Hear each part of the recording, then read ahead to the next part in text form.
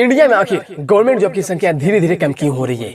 पिछले 5 सालों के सर्वे और न्यूज रिपोर्ट के अनुसार गवर्नमेंट जॉब की ग्राफ में कितनी गिरावट हुई? क्या आने वाले 5 या 10 सालों में हमारी जनरेशन गवर्नमेंट जॉब ले पाएगी या नहीं ले पाएगी? आइए जानते हैं पूरी मामला। कोरोना संक्रमण ने भारतीय अर्थव्यवस्था को तगड़ा झटका दिया है। 9% की गिरावट। Economy has lost momentum in final quarter of last year. Corona से दुनिया भर के बाजार धराशायी हो गए। भारतीय शेयर बाजार भी लगातार गिरावट का रिकॉर्ड बनाता जा रहा है। और आपको ये भी बता दें,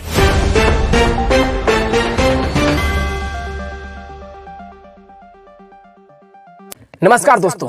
तो दोस्तों, आज की इस वीडियो में हम लोग ये बात करने वाले हैं कि आखिर इंडिया जैसे मोस्ट पॉपुलेटेड कंट्री में गवर्नमेंट जॉब की महामारी क्यों है? क्या हमारे आने वाली जनरेशन को गवर्नमेंट जॉब ले पाएगी या नहीं ले पाएगी? न्यूज रिपोर्ट और सर्वे के अनुसार पिछले 5 सालों में गवर्नमेंट जॉब की डाटा में कितनी गिरावट हुई? आइए समझते हैं इन सारे सवालों को डिटेल में।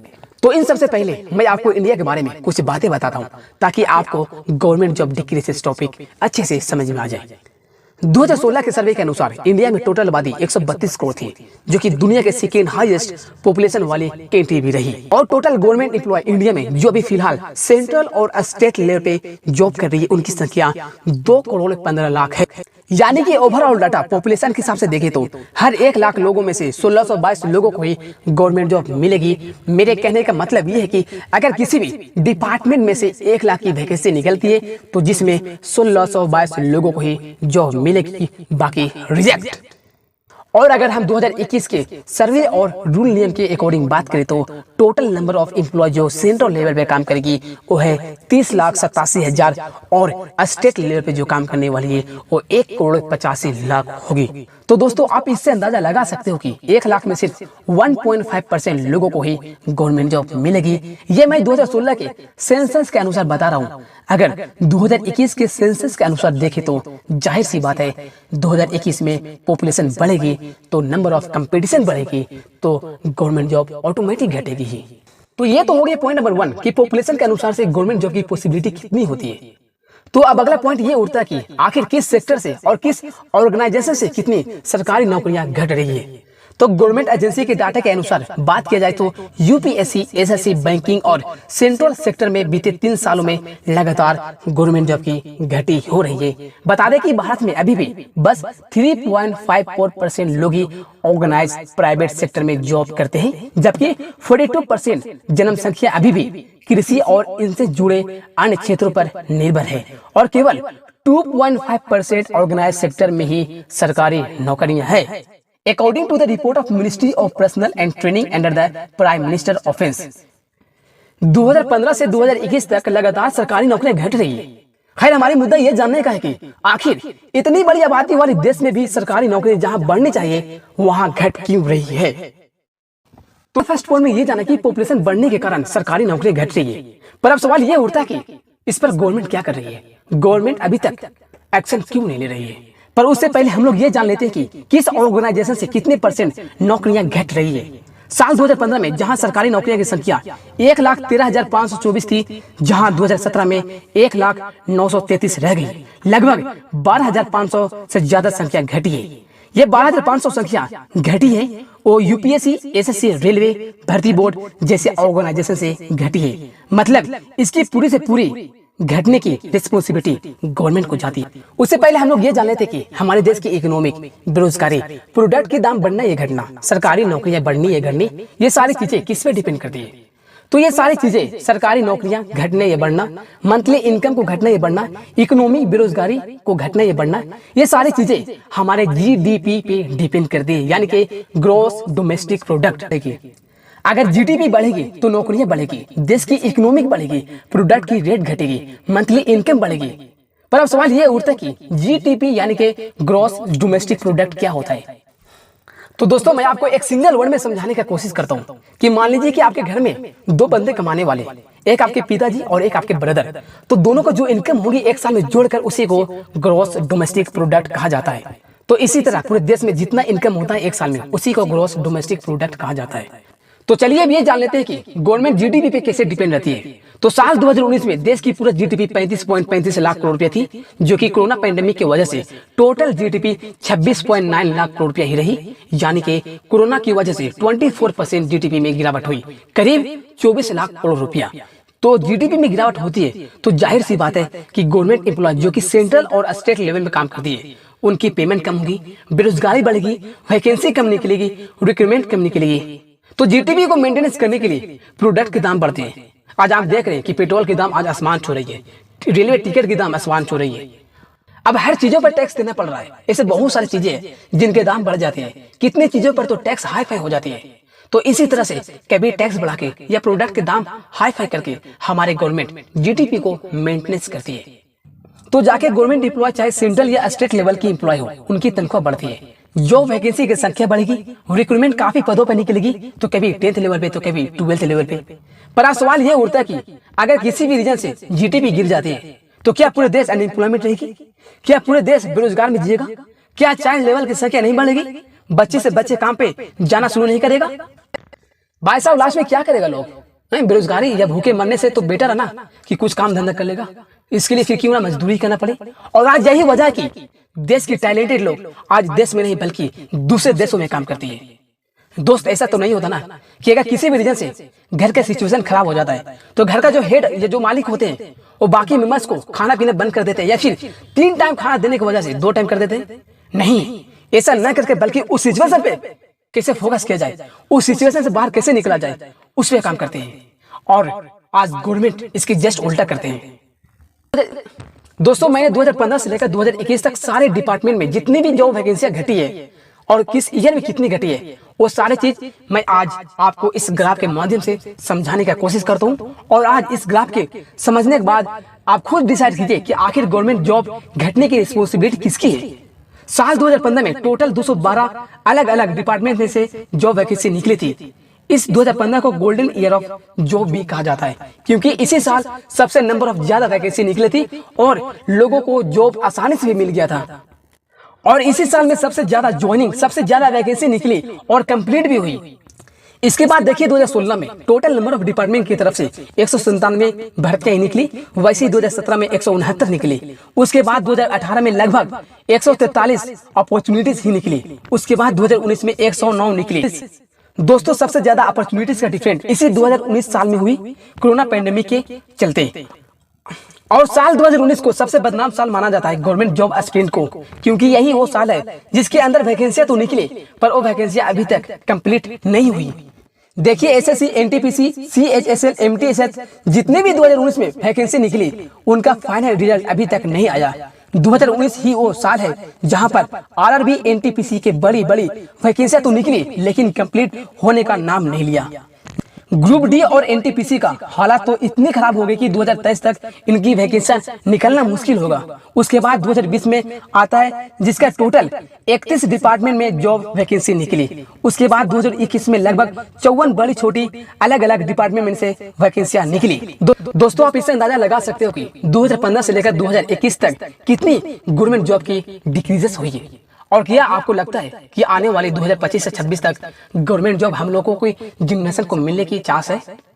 दोस्तों, आप इसे खुद अंदाजा लगा सकते हो कि 2015 में 212 पदों पर अलग अलग डिपार्टमेंट में से वैकेंसियां निकली, पर 2021 और 22 में देखिए कि मात्र 54 पर अटक गई। आप इससे अंदाजा लगा सकते हो कि क्या हमारे आने वाले जनरेशन को गवर्नमेंट जॉब मिलेगी या नहीं मिलेगी। तो दोस्त, आप देख सकते हो कि लगातार 2015 से जॉब रिक्रूटमेंट कैसे घट रही है। पर कुछ लोगों को यह भी कहना है कि साल 2019 में कोरोना पैंडेमिक के कारण जीडीपी में गिरावट हुई, जिसके कारण देश की अर्थव्यवस्था बुरी तरह से गिर गई। अगर आप भी यही सोचते हो कि कोरोना के कारण ये सब हो रहा है, तो दोस्त आप 100% गलत हो। इंडिया से अधिक पॉपुलेशन वाली देश चाइना, जहां से कोरोना स्टार्ट हुई, उस देश का आखिर जीडीपी क्यों नहीं गिरी? आखिर इंडिया का ही क्यों गिरी? मुझे तो ये सोचकर टेंशन होता है कि अगर इंडिया से ही कोरोना ये स्टार्ट होता तो आज इंडिया का क्या हाल होता। मुझे तो लगता है कि 2 रोटियां नसीब नहीं होती लोगों का। जितना भी सेंट्रल या स्टेट लेवल की जॉब वैकेंसियां होती है ना, वो सिर्फ और सिर्फ हमारी जीडीपी पर ही डिपेंड करती है। अगर जीडीपी अच्छी रही तो बेरोजगारी कम होगी, गवर्नमेंट जॉब अपॉर्चुनिटीज ज्यादा होगा, मंथली इनकम बढ़ेगी, अलग अलग डिपार्टमेंट में से जॉब रिक्रूटमेंट निकलेगी और भी कई तरह के फायदे आपको मिलेंगे। तो नंबर 1 रीजन तो हम लोगों ने ये जाना कि पॉपुलेशन बढ़ने के कारण सरकारी नौकरी घट रही है। और दूसरा रीजन ये जाना कि जीडीपी में गिरावट हो रही है, और तीसरा रीजन मुझे ये लगता है कि सरकारी प्रॉपर्टी को बेच डालना, जो कि मोदी सरकार द्वारा करीब 60 अरब संपत्ति को बेचने का प्रोग्राम बन चुका है। आइए जानते हैं इसके बारे में डिटेल में। मोदी सरकार ने 60 खरब की सरकारी संपत्ति की बिक्री की तैयारी कर ली है। सरकार की योजना अमल में आई तो सरकार की संपत्ति की बिक्री का ये सबसे बड़ा मामला होगा। सरकार ने transmission line, telecom tower, gas pipeline, हवाई अड्डा, PHU समेत सरकारी कंपनी की कई संपत्तियों को बेचने या लीक पर देने की तैयारी कर ली है। इसे अगले 4 सालों के दौरान अमल में लाने की योजना की गई है।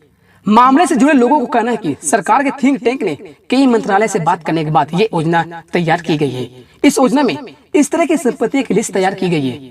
पावर ग्रिड की ट्रांसमिशन लाइन से लेकर BSNL, MTNL के टावर, गेल, पाइपलाइन और कई एयरपोर्ट की सूची भी इसमें शामिल है। इस कंपनी से एक्ट की बिक्री से मोदी सरकार को 60 खरब रुपये जुटाने में मदद मिलेगी। उधर वित्त मंत्री निर्मला सीतारामन ने सोमवार को नेशनल मोनेटाइजेशन पाइपलाइन यानी कि NMP प्लान को अनावरण किया है। उन्होंने कहा कि कम उपयोग वाली संपत्ति की हिस्सेदारी को बेचा जाएगा।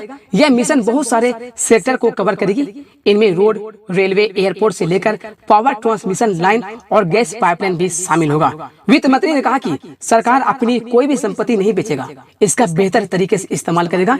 इसका मालिकाना हक सरकार के पास ही होगा। ध्यान रहे कि वित्त मंत्री निर्मला सीतारामन ने पहले भी कह चुका है कि राजकोषीय घाटा पूरा करने के लिए सरकार इसी तरह से संपत्ति को बेचने की योजना बना रही है। कोरोना की मार से बेहाल सरकार के पास राज्यों जुटाने का विकल्प काफी कम है, लिहाजा इन संपत्तियों को बिकना तय माना जा रहा है। और फाइनली 8 अक्टूबर 2021 को टाटा ग्रुप के चेयरमैन रतन टाटा ने एयर इंडिया को $2.4 बिलियन करीब 18,000 करोड़ में खरीद चुकी है। और ऐसे कई रेलवे स्टेशन और ट्रेन है जो कि अब धीरे धीरे सब प्राइवेट होने जा रही है। जब सारी गवर्नमेंट चीजों को प्राइवेट लोगों के द्वारा कंट्रोल किया जाएगा तो जाहिर सी बात है नौकरी देना या छीनना अब उनके हाथों में। जितनी सुविधाएं सरकारी लोगों को दिया जाता था, जैसे कि अगर कोई भी सरकारी गवर्नमेंट होल्डर की फैमिली की तबीयत खराब हो जाती थी तो उनकी पूरा रिस्पॉन्सिबिलिटी गवर्नमेंट हॉस्पिटल यानी कि रेलवे हॉस्पिटल लेते थे। यहाँ तक कि उसके बच्चे की पढ़ाई के लिए भी पेमेंट दिया जाता था। रिटायरमेंट के बाद आधा तनख्वाह दिया जाता था। तो ये सारी सुविधाएं प्राइवेट सेक्टर में कहां से मिलेगी? और आप देख ही रहे हो कि धीरे धीरे कितनी गवर्नमेंट सरकारी संपत्तियों को बेची जा रही है, जैसे transmission line, telecom tower, gas pipeline, railway, airport, PSU समेत सरकारी कंपनी को भी संपत्ति को बेचने की या लीज पर देने की तैयारी कर ली है। तो दोस्त आप ये खुद डिसाइड करो कि जब गवर्नमेंट प्रॉपर्टी ही नहीं रहेगी तो गवर्नमेंट चीजों पर आपकी हिस्सा कहां से रहेगी? और हिस्सा बोलिए या जॉब बोलिए, उन्हीं को मिलेगा जिनके पास पॉलिटिशियन पावर हो, जिनके पॉलिटिशियन से जान पहचान हो, जिसके पास बेशुमार पैसा हो। बिजनेसमैन, कॉन्ट्रैक्टर, डीलर आदि के बच्चे लोगों को बिना डिग्री को ही जॉब मिल जाएगी। और जिनके पास पैसा नहीं है, वो चाहे फिर क्यों ना उनके पास कितनी भी डिग्रियां हो, जॉब उनको आज की डेट में मिलना मुश्किल है। इसलिए इंडिया के टॉप टैलेंटेड लोग जैसे CEO ऑफ गूगल सुंदर पिचाई आज भारत छोड़ दिए, Satya Nadella CEO of Microsoft, Parag Agrawal CEO of Twitter, Ajay Pal Singh Banga CEO of Mastercard, Arvind Krishna CEO of IBM, इनके जैसे और कई लोग हैं जो आज भारत छोड़ के किसी दूसरे देशों में अच्छी तनख्वाह पे काम कर रही है। अगर आज हमारे हिंदुस्तान में इतनी सुविधाएं होती तो 100% हमारे देश सबसे आगे होता हर फील्ड में। लेकिन आज भी हमारे देश की करप्शन और करप्ट पॉलिटिशियन की वजह से देश की एजुकेशन सिस्टम को धज्जियां उड़ रही है। आज भी अगर सरकारी स्कूलों को बात किया जाए तो किसी का छत नहीं है तो किसी का अच्छे से पानी टपक रही है, तो वहाँ को पीने की सुविधाएं नहीं है कि बच्चों अच्छे से वहाँ पानी पी सके, वहाँ की बैठने की जगह नहीं है, एक बेंच तक नहीं मिलेगा।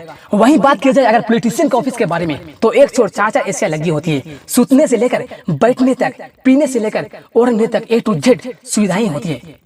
सारी बजट तो सारों इन लोगों ने अपनी सुविधाएं उपलब्ध करवाने में खत्म कर दी थी। तो लास्ट में बोलते हैं कि बजट नहीं है, फॉल्स डाटा तैयार कर देते हैं और पूरे देश को फॉल्स डाटा देते हैं कि बजट नहीं है। अगर सच में बजट उनके फॉल्स डाटा के अकॉर्डिंग खत्म हुई होती तो देश आज अपनी तरक्की और सबसे आगे होता। पर सच्चाई यही है कि 80% बजट तो अपनी सुविधाएं उपलब्ध करवाने से लेकर रैली प्रचार करने तक में खत्म कर देती है। बाकी 20% बजट कुछ छोटा मोटा काम करके लोगों को नजर मारता है कि मैंने ये काम किया। तो दोस्त ये हो गई कुछ फैक्टर जो मैंने अभी डिस्कस किया कि आखिर गवर्नमेंट जॉब डिक्रीज क्यों हो रही है। जैसे कि मैंने भी बताया कि पॉपुलेशन बढ़ रही है लेकिन जो वैकेंसियाँ निकल रही है, रिक्रूटमेंट निकल रही है वो धीरे धीरे घट रही है। तो जाहिर सी बात है यार, आखिर पॉपुलेशन बढ़ेगी लेकिन जो गवर्नमेंट जॉब की वैकेंसी निकलती है वो धीरे धीरे घट रही है। तो जाहिर सी बात है यार, नंबर ऑफ़ कंपटीशन बढ़ेगा तो जॉब डिक्रीज तो होगा ही ना। तो दोस्त, आज की इस वीडियो में आपको एक सजेशन जरूर देना चाहता हूँ एक भाई होने के नाते, कि अगर आप एक ड्रीम देख रहे हो, एक सपना देख रहे हो गवर्नमेंट जॉब पाने के लिए, तो ये मैं नहीं बोलता हूँ कि आप उस सपना को छोड़ दो। मैं आपको ये बोलूँगा कि इस ड्रीम के साथ साथ आप कुछ स्किल सीखें, कुछ ऐसा सीखें जो आपको फ्यूचर में काम आए। क्योंकि दोस्त, आने वाले समय में गवर्नमेंट जॉब लेना बहुत ही मुश्किल होने वाली है। आप देख सकते हैं कि 2015 से लेकर 2021 तक कितनी रिक्रूटमेंट, जितनी वैकेंसी घट रही है। तो आपको लगता है कि आने वाले समय में इससे बढ़ेगी? नहीं बढ़ेगी, क्योंकि आबादी बढ़ रही है यार, धीरे धीरे तो आबादी और बढ़ रही है, तो कंपटीशन बढ़ेगा ही, तो गवर्नमेंट जॉब और घटेगी, जीडी भी घटेगी, तो कहाँ से मिलेगा यार। अभी समय दोस्त, आज से ही आप एक ऐसा कुछ सीखो, आज से कुछ ऐसा सीखो जो स्किल, एक ऐसा स्किल जो आपको फ्यूचर में काम आने वाले हैं। आज के वीडियो में इसी पॉइंट से खत्म करता हूँ। अगर आपको इस वीडियो को पसंद आएगा तो इस वीडियो को लाइक करें और शेयर करें और इस चैनल को सब्सक्राइब करें इसी वीडियो देखने के लिए। चलता हूँ। जय हिंद, जय भारत।